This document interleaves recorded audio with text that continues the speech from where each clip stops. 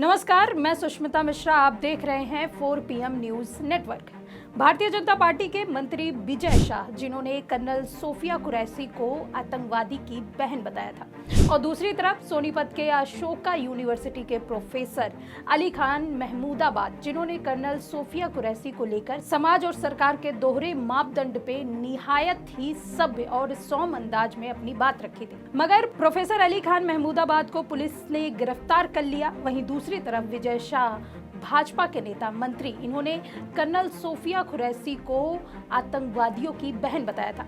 इन पर अब तक कोई भी एक्शन नहीं लिया गया। गिरफ्तारी तो दूर की बात है, इन्हें पद से बर्खास्त भी नहीं किया गया। और सबसे बड़ी बात, हमारे प्रधानमंत्री अब तक इस पर खामोश है।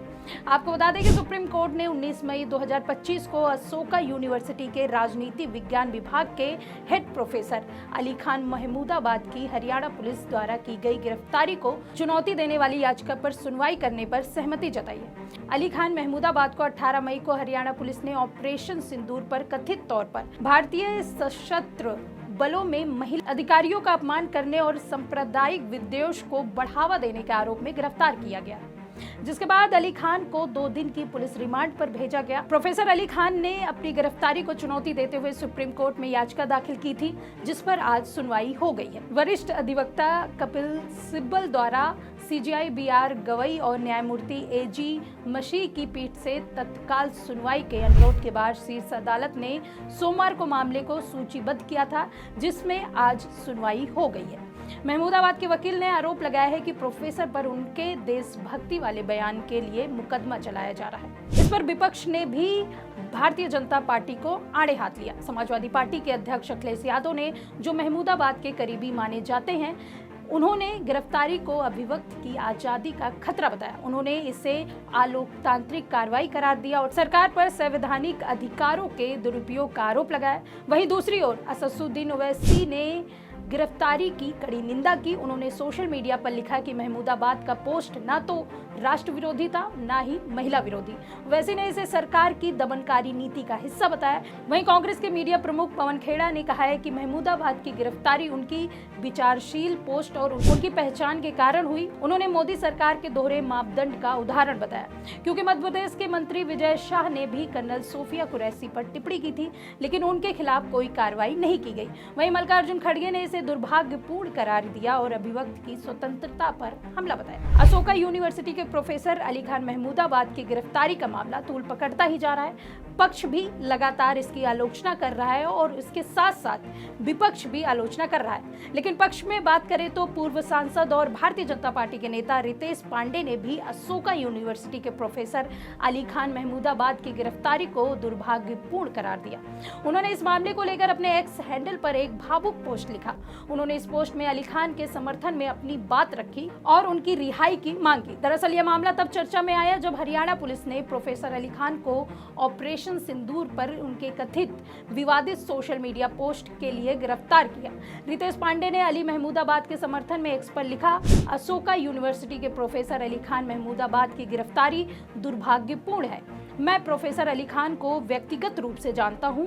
हम दोनों बहुत समय से मित्र हैं। मैं उनके परिवार से भी अच्छी तरह से परिचित हूं और अभी उनके परिवार को उनकी आवश्यकता भी है। उन्होंने प्रोफेसर को एक भला और समझदार व्यक्ति बताया, जिसके राष्ट्र के प्रति समर्पण पर कोई सवाल नहीं उठाया जा सकता।